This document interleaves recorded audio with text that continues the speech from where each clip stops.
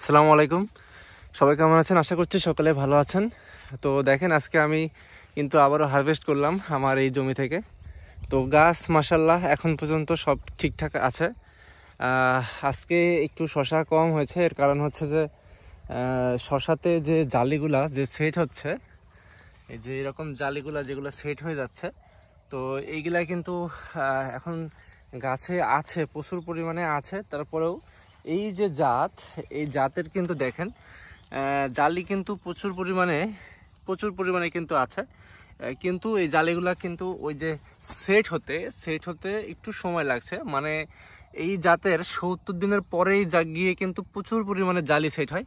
তো দেখতে পাচ্ছেন আমার গাছে কিন্তু ভরপুর জালি রয়েছে, কিন্তু এগুলা এখনো হারভেস্ট করার মতো যে সেট হওয়ার যে প্রয়োজন, যে এখনো বড় হয়নি। তো যার ফলে কিন্তু আজকে একটু শশা কম হয়েছে। তো আশা করছি যে সামনে সামনে 3 থেকে 4 দিনের মধ্যে যে এই জালিগুলা রয়েছে এগুলা কিন্তু পরিপূর্ণভাবে বড় হয়ে যাবে, এবং এই জালিগুলা যদি আমি হারভেস্ট করতে পারি, ভালো রকমের একটা শশা কিন্তু আমার এই জমি থেকে কিন্তু হারভেস্ট করা সম্ভব। তো সকলেই ভালো থাকবেন, সুস্থ থাকবেন, আর আমার জন্য দোয়া করবেন যেন আমার এই প্রজেক্ট থেকে যেন আমি একটু ভালো প্রফিট পাই। আর সবচেয়ে বড় কথা যে এই প্রজেক্টে আপনাদের যাদের জালি সেট হচ্ছে না, যাদের জালিগুলা কিন্তু সেট হচ্ছে না, তারা কিন্তু অবশ্যই এখানে অ্যামাইনো অ্যাসিড যুক্ত যে অনুখাদ্যগুলো রয়েছে, সেগুলো কিন্তু আপনারা ব্যবহার করবেন। যেমন আমি আজকে কিন্তু এইখানে কিন্তু ব্যবহার করব যে মবোবিন আছে আমার কাছে বেশ কয়েকটা। তো এই মবোবিন কিন্তু আমি এই জায়গাতে আজকে ব্যবহার করব। এটা হচ্ছে অ্যামাইনো অ্যাসিড যুক্ত একটি ভালো একটু অনুখাদ্য, যেটা হচ্ছে খুবই কার্যকারী হবে ফলগুলা সেট করার জন্য আমার এই জমিতে।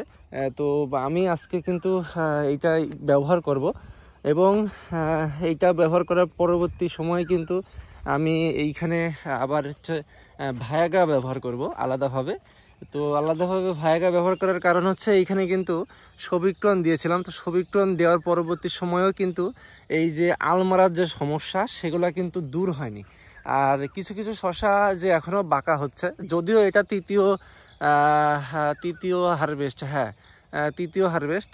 তো তারপরে কিন্তু দেখেন যে শশা ওই গোড়ার দিকেই পাচ্ছি এখন পর্যন্ত। এই উপরের যে জালিগুলো আসছে এগুলা কিন্তু এখনও ওই রকমভাবে কিন্তু সেট হয়নি, মানে বড় হচ্ছে না। মানে বড় না হওয়ার কারণেই একটা যে এই গাছগুলাতে কিন্তু প্রচুর পরিমাণে এখন অনুখাদ্য বা অ্যামাইনো অ্যাসিড বা হচ্ছে জিব্রেলিক অ্যাসিড এই টাইপের জিনিস কিন্তু গাছের দরকার।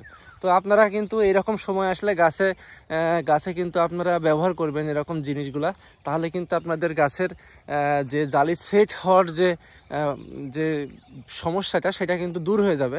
তো আপনারা এইখানে কিন্তু বেশি বেশি করে বোরন, জিঙ্ক, জিব্রেলিক অ্যাসিড জাতীয় অথবা অ্যামাইনো অ্যাসিড জাতীয় যে অনুখাদ্যগুলো আছে, এবং জিব্রেলিক অ্যাসিডটা আলাদা হয়, সেটা কিন্তু আলাদা ব্যাপার।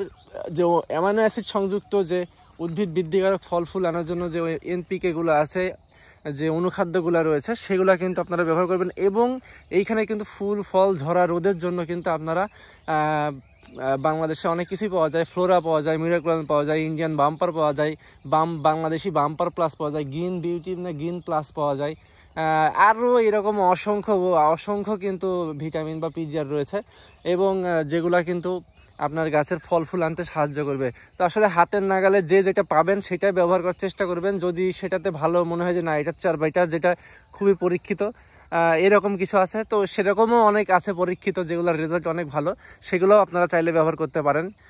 তো সকলেই ভালো থাকবেন, সুস্থ থাকবেন। আসসালামু আলাইকুম।